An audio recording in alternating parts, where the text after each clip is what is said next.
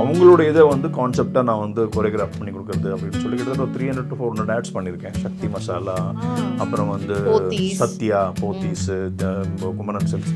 அதுக்கப்புறம் திடீர்னு பார்த்தா இந்த மாதிரி யூடியூப் சேனலில் பேசாமல் வேறு ஏதாவது ஒரு யூடியூப் சேனல் மாதிரி ஒன்று ஆரம்பித்து அதில் பல கோடிகள் லைக்குகளை வாங்கி பல கோடி சப்ஸ்கிரைபர் வாங்கி அதில் ஏதாவது சம்பாதிக்கலாமா?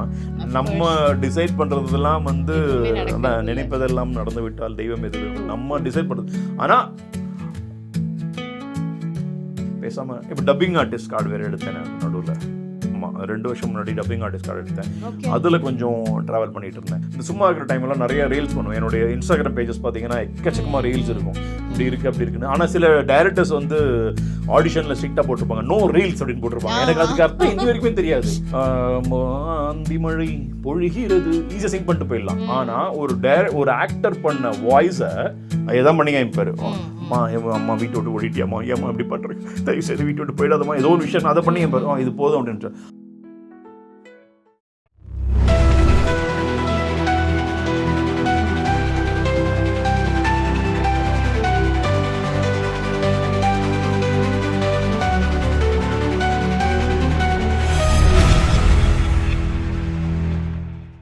இப்போ இதுக்கு இந்த ஜர்னிக்கு நடுவில் நீங்கள் எப்படி இந்த அட்வர்டைஸ்மெண்ட்லாம் கூட நீங்கள் பண்ணியிருக்கீங்க? கிட்டத்தட்ட ஒரு 400-300 அட்வர்டைஸ்மெண்ட் நான் பண்ணியிருக்கேன். அது எந்த டைமில்? அது வந்து ஆக்சுவலி அதே சேம் இந்த டைரக்ஷன் பண்ணும்போது அதே டைமில் தான் வந்து நான் வந்து மர்லியா ஆக்ட்னு சொல்லிட்டு நம்ம சாதிக்னு சொல்லிட்டு ஒருத்தர் இருக்கார். அவர், அப்புறம் பவுசங்கர், நிறைய பேர், ஜெடி சார், அவங்களோட இதை வந்து கான்செப்டாக நான் வந்து கொரியோகிராஃப் பண்ணி கொடுக்குறது அப்படின்னு சொல்லி கிட்டத்தட்ட ஒரு 300 to 400 ஆட்ஸ் பண்ணியிருக்கேன். சக்தி மசாலா, அப்புறம் வந்து சத்யா, போத்தீஸ், குமரன் சில்க்ஸ் அப்படின்னு நிறைய பண்ணியிருக்கேன். இப்போ கூட சத்யா ஆட் ஒன்று பண்ணியிருக்கோம். நிறைய அது இப்போ கூட பண்ணிட்டு தான் இருக்கேன். ஓகே, அடுத்த கட்டமாக பிரபு சாரை வந்துட்டு எப்படி பார்க்கலாம் நாங்கள் வியூவர்ஸ்? அது எனக்கே தெரியல இன்னும். அது எனக்கே தெரியல ஆக்சுவலி. அதாவது நம்ம ஒரு டார்கெட் ஃபிக்ஸ் பண்ணி போயிட்டுருக்கோம். ஓகே, அடுத்து ஒரு படம் கிடச்சிட்டோம். ரொம்ப ஜென்யூனான பதிலாக இருக்கே சார் இது. நம்ம ஒரு டார்கெட் ஃபிக்ஸ் பண்ணி அடுத்து நம்ம பெரிய டைரெக்ஷன் ஏதாவது கிடச்சா தான் உண்டு அப்படின்னு போயிட்டுருப்போம். இன்னொரு பக்கம் அப்படியே போயிட்டே இருக்கும்போது திடீர்னு பார்த்தா இவர் வந்து இந்த டைரக்டர் வந்து இந்த படம் பண்ணுறாருன்னு, பேசாமல் இந்த படத்தில் நடிக்கலாமே, சூப்பராக இருக்குமே, இதை விட இது ரொம்ப ஈஸியாக போயிடுமே அப்படின்னு தோணும். அதுக்கப்புறம் திடீர்னு பார்த்தா இந்த மாதிரி யூடியூப் சேனலில் பேசாமல் வேறு ஏதாவது ஒரு யூடியூப் சேனல் மாதிரி ஒன்று ஆரம்பித்து அதில் பல கோடிகள் லைக்குகளை வாங்கி பல கோடி சப்ஸ்கிரைபர் வாங்கி அதில் ஏதாவது சம்பாதிக்கலாமா? எல்லாருக்குமே டார்கெட். நம்ம டிசைட் பண்ணுறதெல்லாம் வந்து நினைப்பதெல்லாம் நடந்து விட்டால் தெய்வம் எது, நம்ம டிசைட் பண்ணுறது. ஆனால் சுற்றி இதுக்குள்ளே தான் ஓடிட்டு இருக்கும். நமக்கு இதை விட்டுட்டு நம்ம வந்து போயிட்டு நம்ம சரவணா பவன் மாதிரி ஒரு ஹோட்டல் வச்சு பெரியலாம் இல்லாமா, நம்ம பேசாமல் பெரிய ஒரு கிளாஸ் ஃபேக்ட்ரி மாதிரி ஓப்பன் பண்ணலாமா, சோடா கம்பெனி ஓப்பன் பண்ணலாமான்னு முடியாது. சுற்றி நம்ம என்ன பண்ணலாம், பேசாமல் இப்போ டப்பிங் ஆர்டிஸ்ட் கார்டு வேறு எடுத்தேன் நான் நடுவில். ஆமாம், 2 வருஷம் முன்னாடி டப்பிங் ஆர்டிஸ்ட் கார்டு எடுத்தேன். அதில் கொஞ்சம் ட்ராவல் பண்ணிகிட்டு இருந்தேன். நிறைய டப்பிங்ஸ் எல்லாம் நிறைய நெட்ஃப்ளிக்ஸுக்கு பண்ணுவேன், நேஷனல் ஜியோகிராஃபிக் சேனல் அப்படி இப்படின்னு சொல்லிட்டு படங்களுக்கு, மலையாள படங்களுக்கு, இப்போ பேட்ரியாட் நோட் போட்டோம், நிறைய மலையாள படங்களுக்கு, அப்புறம் நிறைய படம் டப்பிங் வாய்ஸஸும் கொடுத்து. எது பண்ணாலும் மீடியா தான் என்னோட நம்ம பண்ண முடியும்.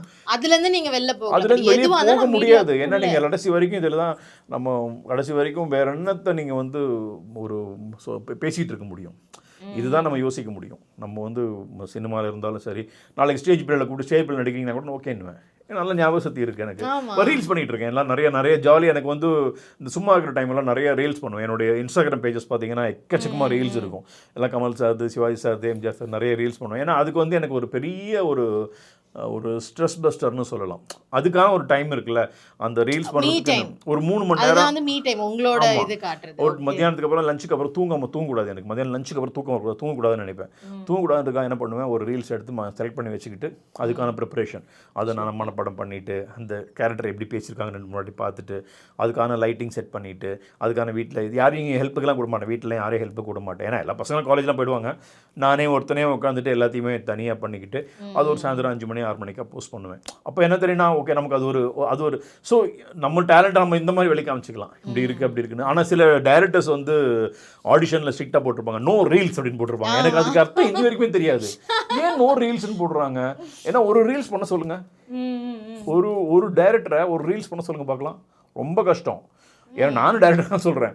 அந்த ரீல்ஸ் எல்லாம் அவ்வளோ சீக்கிரமாக வந்து சும்மா பாடிட்டு போயிடலாம். இப்போ ஒரு சாங் இருக்குது, ஒரு டூயட் சாங் இருக்குது, அந்திமழை பொழிகிறது, ஈஸியாக சிங் பண்ணிட்டு போயிடலாம். ஆனால் ஒரு ஆக்டர் பண்ண வாய்ஸை, அந்த வாய்ஸை அவரோட எக்ஸ்பிரஷனுக்கு நீங்கள் உங்கள் வாய்ஸை வந்து மைமிங் பண்ணுறதுக்கு தெரியுமா, அது ரொம்ப கஷ்டம். அது வந்து கரெக்டாக நான் இப்போது என்ன ரொம்ப கஷ்டப்பட்டது வந்து நீங்கள் இன்ஸ்டாவில் அந்த மாதிரி இப்போ நிறைய ரீல்ஸ் பண்ணியிருக்கீங்க தானே? ஆமாம்மா. இப்போ நான் தெனாலியில் ஒன்று ட்ரை பண்ணி பார்த்தேன்.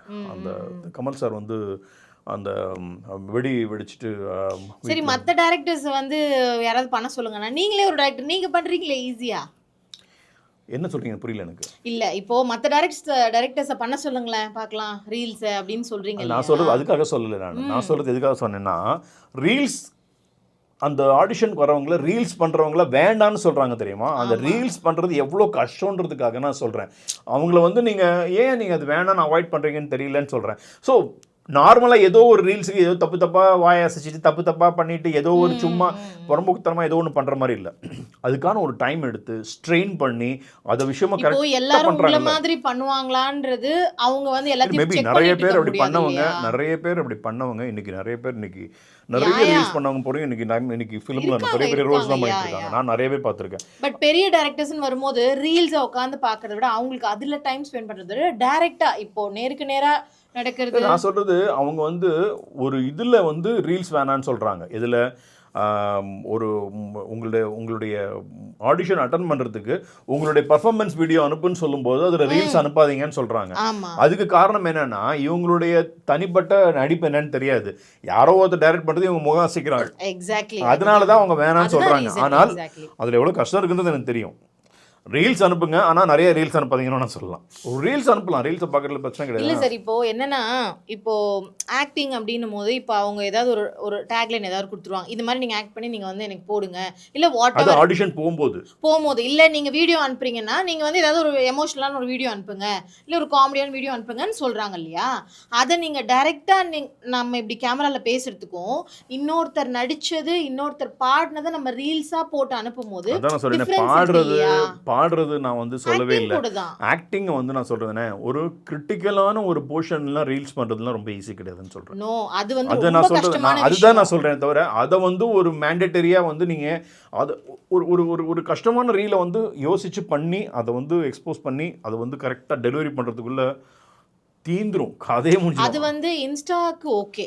நீங்க சொல்ற அந்த கஷ்டங்கள் இல்ல. நான் சொல்றது நீங்க வந்து ஆடிஷன் அனுப்பாதீங்கன்னு சொல்றீங்க. அது நான் சொல்றது ஆடிஷன் அனுப்பாதீங்கன்றத வந்து நான் சொல்றது அதையே ஆடிஷனா அனுப்புதுன்னு நான் சொல்லவே வரல.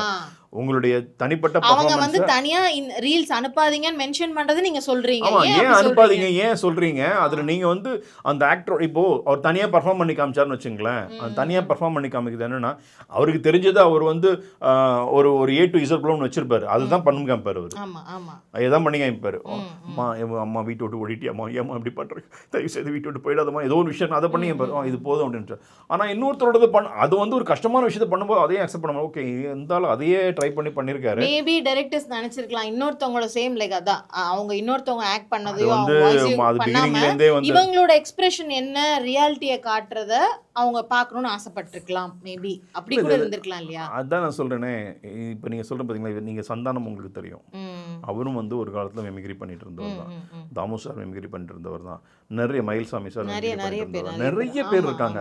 அப்போ அவங்கெல்லாம் அவங்க பண்ணிட்டு இருந்தாங்கன்றதுனால அவங்கெல்லாம் வந்து நடிகர்கள்லாம் அர்த்தமா? அவங்களும் அவங்களுடைய வெர்சட்டாலிட்டி அவங்க மிமிக்ரி பண்ணாலுமே அது வந்து மேடைகள்ல அவங்க மிமிக்ரி பண்ணாலும் நடிப்புன்னு வரும்போது அவங்களோட தனித்துவத்தை அவங்களோட காமெடியன்ஸா தான் இங்க பண்ணியிருக்காங்க. இப்போ நீங்க இது மாதிரி இப்போ நீ கொஞ்சம் அப்டேட்டா இருக்கும்போது ரீல்ஸ் பண்றாங்க. அவங்களை கூப்பிட்டு நல்லா பண்றவங்க இருக்காங்கன்னா அவங்களை கூப்பிட்டு கேளுங்க. நீங்க பண்ணீங்களா, பார்த்தா நல்லா பண்ணிருக்கீங்க, எங்க நீங்க உங்களுக்கு தனியாக அவனை கொடுத்தா பண்ணுவீங்களா அப்படின்னு கேளுங்க. இல்லை நீங்க அதை வந்து அவங்க அமைச்சிருக்காங்கன்னா உங்க ரீல்ஸ் பார்த்தா நல்லா இருக்கு. என்னுடைய ஒரு இப்போ நிறைய பேர் வந்து இப்போ நான் பார்க்கறது, நான் டைரக்டர்ஸ் கூட நான் இப்போ சொல்றேன், அந்த விஷயத்தை கூட அவங்க கூட ஃபாலோ பண்ணலாம். தேவையில்லாமல் எல்லாரையும் ஆடிஷனுக்கு கூப்பிடணும், உங்களுடைய பர்ஃபார்மன்ஸ் அனுப்புங்க அப்படின்னு சொல்றதை விட அவங்களுடைய ஸ்கிரிப்டில் ஒரு பேராகிராஃபோ 2 பேராகிராஃபோ அவங்களுடைய ஃபீலோ எமோஷனோ. இப்போ நான் வந்து நிறைய ஆட் ஃபிலிம்ஸுக்கு நாங்கள் வந்து ஆடிஷன் பண்ணுவோம். ஆட் ஃபிலிம்ஸ்க்கு ஆடிஷன் பண்ணும்போது என்ன சொல்லுவோம், ஒரு பெரிய ப்ரீஃப் கொடுத்துருவோம். சார் இது வந்து ஒரு 45+ ஏஜ் கேரக்டர், ரொம்ப வந்து ஒரு ரக்கடான ஒரு ஃபாதர், உள்ள ஒரு ஷாப்கீப்பர், அவர் வந்து இப்படி ரஃபாக தான் பேசுவார், ஸோ இந்த மாதிரி கேரக்டர் இருக்கணும், இப்படி இருக்கும் சொல்லிட்டோம்னா இது வந்து டயலாக் ஒரு 2-3 டயலாக் இருக்கும், இந்த டயலாக் நீங்கள் பேசி அனுப்புங்க அப்படின்றோம். அப்போது இதை நீங்கள் ஈஸியாக ஃபில்டர் பண்ணலாம். ரைட், நான் சொல்கிறது புரியுதா? இது ஈஸியாக ஃபில்டர் பண்ணிடலாம். நீங்கள் ஏதோ ஒன்று பண்ணி அனுப்புங்கன்னா அவங்க தெரிஞ்சதை அவங்க ரெக்கார்ட் பண்ணதை அவங்க A to Z பண்ணி வச்சு தான் அனுப்ப போகிறாங்க. எனக்கு இதுதான் தெரியும் அப்படின்னு. இப்போ அந்த காலத்தில் வந்து பராசக்தி வசனத்தை பேசி அந்த மாதிரி ஒரு கல்யாணி வாழ்க்கையின் ஓரத்துக்கே ஓடினாலும் அந்த வசனத்தை டைலாக் பண்ணி இவங்க அனுப்பிச்சிருவாங்க. இவங்க பார்த்துட்டு இவ்வளோ தானே அப்படின்னா, அது தவிர நீங்கள் ஒரே ஒரு பேராகிராஃப் அந்த படத்துக்கு சம்மந்தம் இல்லாத கொடுத்துருங்க. அதை கொடுத்துட்டு இதுதான் எமோஷன், ஒரு எவ்வளோ நாள் பிரிண்ட் அவுட் டக்குன்னு இந்த மாதிரி அப்பா நீங்கள் ஒரு ரெஸ்பான்சிபிளான ஃபாதர், கொஞ்சம் நல்லா ஒரு பொண்ணுக்கு அட்வைஸ் பண்ணுறீங்க, அதை கேட்கல, என்ன சொல்ல போகிறீங்க, உங்கள் எக்ஸ்பிரஷனில் நீங்கள் சொல்லி அனுப்புங்கன்னு நீங்கள் ஒரு கொடுத்துட்டீங்கன்னா அதை அவங்க பண்ணி அனுப்பிச்சிட்டாலே அதிலே ஃபில்டர் பண்ணிடலாம் நீங்கள். ஏன்னா அவங்களுக்கு வந்து நிறைய டேக் வீட்டில் எடுத்துக்குவாங்க, பண்ணிக்குவாங்க, எல்லாம் பண்ணிவிட்டு அதில் அவங்க பெஸ்ட்டானதை அனுப்பிச்சிட்டாங்கன்னா அதுலேருந்து ஆளை கூப்பிட்டு ஓகே இந்த டைலாக் தானே, இப்போ அந்த படத்துக்கு அது சம்மந்தப்பட வேணாம், அதோட ரிசம்பிளன்ஸாக ஏதாவது ஒரு விஷயத்தை அனுப்பிச்சிட்டிங்கன்னா அவங்க ஈஸியாக பண்ணிட்டு போயிடுவாங்க. அதர்வைஸ் உங்கள் ரீல்ஸையும் அவங்க கூட சேர்த்தாங்க, வேறு ஏதாவது ரீல்ஸ் பண்ணினா கூட அமிச்சிங்கன்னு கூட சொல்லலாம். எல்லாத்தையும் கூட ஒன்று செலக்ட் பண்ணி ஒரு டேரக்டராக வந்து சாருக்கு இவ்வளோ கோவங்கள் இருக்குது பார்த்துக்கோங்க. இல்லை கோவம் இல்லை, நான் எதுக்கு பார்ப்பேன், ஏன் இந்த மாதிரி நிறைய ஆடிஷனுக்கு என்ன பிரச்சனையாகும், நிறைய பேர் வந்து மெயின் கேரக்டர்ஸ்க்குலாம் எந்த ஆடிஷனும் வச்சு கூப்பிட்றதே கிடையாது. அதுவும் பெரிய டைரக்டர்ஸ் யாருமே, பெரிய டைரக்டர்ஸ் நல்லா எடுத்து நோட் பண்ணிக்கங்க, மிகப்பெரிய எல்லா டைரக்டர்ஸும் பேர் லைம்லைட்டில் இருக்க பெரிய டைரக்டர்ஸ் யாருமே ஆடிஷனுக்காக புது கேரக்டருக்கெலாம் வந்து கூப்பிடு, அவங்களெல்லாம் எல்லாமே அட்மாஸ்பியருக்காக மட்டும்தான் கூப்பிடுவாங்க. அட்மாஸ்பியருக்கு அப்படின்னா அட்மாஸ்பியர் கிடையாது, ஒரு சின்ன டைலாக் இருக்கும், ஏய் அண்ணா நான் போய்ட்டு தரேண்ணே பார்த்துக்கலண்ணே ஒன்று சொல்லிட்டு போவான். அந்த கேரக்டர் கூட அவங்க வந்து ஆடிஷன் வச்சு தான் எடுப்பாங்க. மெயினான பெரிய பெரிய கேரக்டர், சப்போர்ட்டிங் கேரக்டர்லாம் அவங்க ஆல்ரெடி மலையாளத்துலேருந்தும் தெலுங்குலேருந்தும் கூட்டிகிட்டு வந்துடுவாங்க, தமிழ்லேருந்தும் எல்லாமே வச்சுருவாங்க. அவங்களுக்கு கூட அந்த மெயின் ஆர்டிஸ்ட்டுக்கு பிரச்சனை வரக்கூடாதுன்றதுக்காக புது ஆளை எடுக்க மாட்டாங்க. ஏன்னா அவங்க சொதப்பிட்டு தான் வச்சுக்கோங்களேன், அந்த மெயின் கேரக்டர் டிஸ்டர்ப் ஆகும், ஐயோ என்னையா பண்ணுறான் அவன், வேறு யாராவது வர சொல்லி. அப்போ என்ன பண்ணுவாங்க, இந்த மாதிரி கேரக்டருக்குலாம் ஆடிஷன் வச்சுருவாங்க. ஒரு கேரக்டர் ஒரு சேர்ந்து ஒரு டைலாக் 2 டைலாக், ஒரு அமைச்சர் கேரக்டர் வராரு சார், அமைச்சர் அது மாதிரி பேசிட்டு போகிறாரு, அந்த மாதிரி கேரக்டர், அதுக்காக தான் ஆடிஷன் வைப்பாங்க. தவிர இவங்க ஆடிஷன் நினச்ச உடனே எல்லாம் நினச்சிருவாங்க, அப்பா நம்ம அடுத்து வந்து ஒரு பெரிய கேரக்டருக்கு அந்த இந்த படத்தில் ஒரு ஹீரோ படத்துலலாம் வர மாதிரி நம்ம பெரிய கேரக்டர் பண்ண போகிறோம் அப்படின்னு நினச்சிட்டுலாம் எந்த ஆடிஷன் நடக்கவே நடக்காது. சப்போர்ட்டிங் கேரக்டர் 2 நாள் முன்னாடி கூட யாரோ ஒரு ஃப்ரெண்டு ஒரு கேரக்டர் என்கிட்ட ஃபோன் பண்ணி, சார் உங்களுடைய இது பார்த்தா நீங்கள் ஒரு கேரக்டர் பண்ணுறீங்களா, ஓகே கேரக்டர் அப்படின்னு நினச்சா உடனே அவன் வந்து ஒரு 7 பேர் கொண்ட ஒரு கும்பல் சார், அந்த கும்பலில் நீங்கள் அதெல்லாம் எனக்கு பண்ண மாதிரி ஐடியா இல்லை, எனக்குன்னு ஒரு சின்ன ரெப்புடேஷன் இருக்குது, நான் அது மாதிரிலாம் பண்ண மாட்டேன், இந்த குரூப் எல்லாம் பண்ண வேண்டாம். ஸோ அந்த மாதிரி ஆளுங்க தான் ஆடிஷன் கூப்பிட்றாங்க, 8 பேர் 5 பேர். அதை நம்பி பல 1000 ஜனங்கள் பல 100 ஜனங்கள் எப்படியாவது போய் அந்த அசிஸ்டன்ட் டைரக்டருங்களை உட்காந்து சொல்லுமா ஓகே நான் கூப்பிட்றேன், ஒரு 10 நாள் டேட் இருக்கும், நீங்கள் வந்து இந்த ஊருக்கு வரணும், ஆனால் பெரிய கேரக்டர்லாம் கிடையாது, டைலாக்லாம் இருக்காது, சும்மா நீங்கள் அட்மாஸ் இருக்கும், இந்த டைலாக் மட்டும் இருக்குன்ட்டு அதுக்காக தான் அவங்க போவாங்க. அது நாளைக்கு 2000 3000 அந்த மாதிரி ஒரு சம்பளம் கிடைக்கும். பெரிய ஆடிஷனுக்குலாம் ஏதாவது ஒரு புது படத்துக்கு வேணால் நல்ல கேரக்டருக்கு வாங்க பண்ணலான்னு கூப்பிடுவாங்க, ஆனால் அது ஒரு மைலேஜ் எவ்வளோ போகணும்னு நமக்கு தெரியாது. சார் நீங்கள் வந்து ரொம்ப நல்ல மிமிக்ரி பண்ணீங்கன்னு எனக்கு தெரியும், எங்கள் வியூஸ்க்காக ஏதாவது 2-3 வாய்ஸ் பண்ணி காட்டுங்களேன். நான் வந்து ஆக்சுவலி பிகினிங்லாம் வந்து டான்ஸராக இருக்கும்போது பேர் வாங்கினதே வந்து ஒரு குரூப்பில் போய் ஜாயின் பண்ணணுன்னா மிமிக்ரி பண்ணி தான் ஜாயின் பண்ணுவேன். அங்கே யாராவது ஒருத்தவங்க இருப்பாங்க, அங்கே எங்கேயாவது பேசி கீசி அவங்கள பிடிச்சிக்கிச்சு அவங்க பண்ணி அட்லீஸ்ட் ஒரு என்டர்டைன்மெண்ட்டுக்காக நம்மளை குரூப்பில் போட்டுருவாங்கடான்னு சொல்லிட்டு நம்ம அப்படி போய் தான் அதுக்கப்புறமா தான் போய் இது பண்ணுவேன். அப்படி நிறைய பேரை வந்து ஃபாலோ பண்ணிட்டுருப்பேன். அது மெயினாக என்னென்னா, நான் அசிஸ்டண்ட்டாக ஒர்க் பண்ணும்போது எந்த ஆக்டர் கூட ஒர்க் பண்ணாலும் போய் ஒர்க் பண்ண ஆரம்பிக்கும்போது பெரிய பெரிய ஆக்டராக இருப்பாங்கள்ல, முக்கியமாகவே எனக்கு என்கிட்ட இருக்கிற பழக்கம் என்னென்னா, இப்போ உங்கள் கூட நான் ஒரு நாள் ஃபுல்லாக பழகினேன்னா உங்களை அப்படியே அடாப்ட் பண்ணுவேன் நான். டெஃபினட்டாக உங்களுடைய ரிசம்பிளன்ஸு, உங்களுடைய வாக்கிங் ஸ்டைலு, நீங்கள் எப்படி பேசுவீங்க, எப்படி திரும்புவீங்க, என்ன மாதிரி புருவத்தை தூக்குவீங்க, எந்த அளவுக்கு சொல்ல முடிஞ்சிடும். ஸோ அதுவும் இல்லாமல் நமக்கு பிடிச்ச ஆக்டர்ஸ் அப்படின்னும் போது என்ன இருக்கும், அவங்ககிட்ட அப்படியே நம்மளை வந்து பார்க்கும்போது இவங்கள மாதிரி நம்ம பேசியிருக்கோம், அவங்களே நம்மகிட்ட இப்போ பேசிகிட்டு இருக்காங்க. ரஜினி சாரோட வந்து முத்து படுத்தும் போது அப்படி தான் தில்லானா சாங் போது நிறைய, அதுக்கு முன்னாடி நான் ரஜினி சார் முன்னாடி நிறைய பேர்ட்ட பண்ணிகிட்ருப்பேன். அப்போது தருண் மாஸ்டர் தான் அந்த படத்துக்கு தில்லானா சாங் நானும் ஆடிருக்கேன் அந்த சாங்கில். அப்போது ரஜினி சார்கிட்ட வந்து ஒரு லஞ்ச் பிரேக் டைமில் நான் அப்படியே உள்ளே வரேன். அப்போ வந்து தருண் மாஸ்டர் அவங்க சொன்னார், பிரபு நீங்கள் வந்து ரஜினி சார் முன்னாடி பண்ணுறீங்களா, மாஸ்டர் ப்ளீஸ் மாஸ்டர் அதெல்லாம் வேணாம் மாஸ்டர் இதுக்கு. ஏன்னா அதுக்கு ஒரு பேட் எக்ஸ்பீரியன்ஸ் யாரோ சொல்லியிருக்கான், ரஜினி சார் பண்ணால் மாதிரி பண்ணால் பிடிக்காது, அவர் வந்து ஏதாவது தரத்தி விட்டுருவாருலாம் சொல்லி எப்பயோ சொல்லியிருக்காங்க. அதனால் நான் வந்து அதெல்லாம் நாம் இல்லை. அப்புறம் மாஸ்டர் வந்து கூப்பிட்டு சொன்னார், நீங்கள் பண்ணுறீங்களான்னு. மாஸ்டர் ப்ளீஸ் மாஸ்டர் அதெல்லாம் வேண்டாம் மாஸ்டர், நான் சும்மா பண்ணிட்டு இருக்கேன், நல்லா இருக்கு, அவருக்கு முன்னாடி அவர் என்ஜாய் பண்ணுவார். ஐயோ வேணாம் மாஸ்டர் ப்ளீஸ். அப்புறம் திடீர்னு சார் அப்படின்னாரு. ஐயா அப்படின்னாரு அவர். சார் இது வந்து டாக்டர் சொல்கிறது என்ன இல்லை சார் வந்து உங்களை மாதிரி என்ன என்ன எப்படி என்ன மாதிரி ஆமாம் சார் எங்கே பண்ணுங்க சார் சார் வேணாம் சார் இல்லை பண்ணுங்க சார் வேணாம் சார் இல்லை தொடர்ந்து ஷூட்டிங்கில் பண்ண சொல்லுங்கள் என்ன மாதிரி எப்படின்னாரு. சார் இல்லை சார் கொஞ்சம் போடு ரெடி அப்புறம் எப்படி ஒரு பண்ண ஆரம்பிச்சிடறேன். அவர் மாதிரியே வந்து சார் நீங்கள் வந்து பவுலிங் போட்டிங்கன்னா எப்படி கிரிக்கெட்டில் பவுலிங் போட்டிங்க அப்படின்னு பண்ணி காமிக்கிறேன்னு சொல்லிட்டு அவர்கிட்ட பண்ணி காமிக்கிறேன். அப்படியே பார்க்குறேன். அவர் பார்க்குற அப்படின்னா ஓ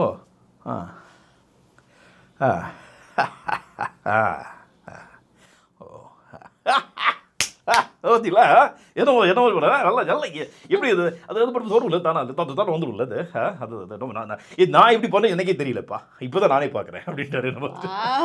நான் வந்து அப்படியே வந்து அந்த முடிச்ச உடனே அது எல்லாரும் அப்படியே கிளாப் பண்ணார். ரஜினி சார் ஓடுன்னு கட்டி பிடிச்சார். அப்படியே கட்டி பிடிச்சி வெரி குட் எக்ஸலன்ட் இப்படியா வெரி குட் கலக்கிட்டீங்க. அதே மாதிரி அவர் அடுத்தடுத்த படம் அப்புறம் அருணாச்சலம் படையப்பா அதெல்லாம் படத்தில் பண்ணும்போதெல்லாம் ஒரு வாட்டி பார்க்கும்போது எப்படி வரீங்களா வெரி குட் அப்படி அதெல்லாம் அது அது சொல்லி காமிப்பார் மாதிரி. அதே மாதிரி கமல் சார்கிட்ட வந்து அதுக்காக நான் வந்து பெரிய முயற்சியெல்லாம் ஒன்றும் பண்ணல. பல பேருக்கு அது புரியாமல் போயிடுச்சு. அதுக்கும் பார்த்துட்டு நல்லாயிருக்கும். அதுக்கப்புறமா அப்புறம் கொஞ்சம் நிறைய பேர் நல்லா பேச ஆரம்பித்தார். அப்புறம் அவை சண்முகியில் அப்புறம் காதலெல்லாம் பார்க்கும்போது நல்லா இருக்கீங்களா நல்லா இருக்கு சார் வெரி குட் சொல்லும் எப்படி இருக்கீங்க அப்படின்னு சார் உங்களுக்கு ரொம்ப பிடிக்கும் அப்படியா பிடிக்குமாண்ணா சரி மாதிரி எனக்கு இந்த மாதிரி ஒரு பெரிய மேடை கிடச்சது ரொம்ப சந்தோஷமா இருக்கு. சூர்யா எனக்கு இந்த கருப்பு படம் பெரிய லெவலில் நீங்கள்லாம் சப்போர்ட் பண்ணிருக்கீங்க, எனக்கு ரொம்ப சந்தோஷமா இருக்கு. ஜெயராமனோட கூட பேசுறீங்க, இதுக்கு எந்த மாதிரி பேசுறாரு ஒரு ஐக்கியோட பார்த்துருக்கேனே பாடுவா காமெடி எப்படி இருக்க